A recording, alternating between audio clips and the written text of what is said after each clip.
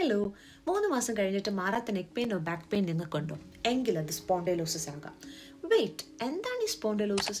Spondylosis എന്നാൽ നമ്മുടെ സ്പൈനിൽ നടക്കുന്ന വേ ആൻഡ് ടേർ ചേഞ്ചസ് ആണ്. അത് മെയിൻലി സെർവൈക്കൽ, അതായത് നമ്മുടെ നെക്കിൻ്റെ ഏരിയയിലും ലംബാർ, അതായത് നമ്മുടെ ലോവർ ബാക്കിലുമാണ് ഇത് കൂടുതലായിട്ട് കാണുന്നത്. ബട്ട് വൈ, എന്തുകൊണ്ട് ഇത് വരുന്നു?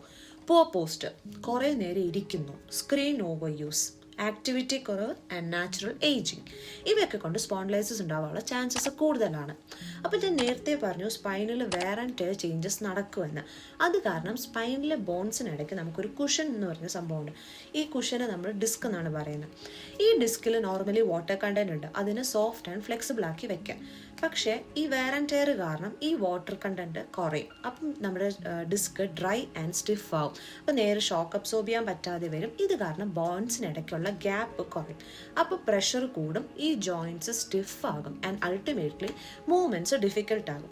അപ്പോൾ നമ്മുടെ ബോഡി ഇതിനെ പ്രൊട്ടക്റ്റ് ചെയ്യാനും നമ്മുടെ സ്പൈനിനെ പ്രൊട്ടക്റ്റ് ചെയ്യാനും സപ്പോർട്ട് ചെയ്യാനും വേണ്ടി എക്സ്ട്രാ ബോൺസ് ഉണ്ടാക്കും. ഇതിനെയാണ് ബോൺ സ്പേഴ്സ് എന്ന് പറയുന്നത്. ഈ എക്സ്ട്രാ ബോൺ നെർവ്സിനെ ഇറിറ്റേറ്റ് ചെയ്താൽ നമുക്ക് pain, stiffness, tingling and numbness ഒക്കെ ഉണ്ടാകും. ഇവിടെയാണ് ഫിസിയോതെറാപ്പിയുടെ റോള് വരുന്നത്.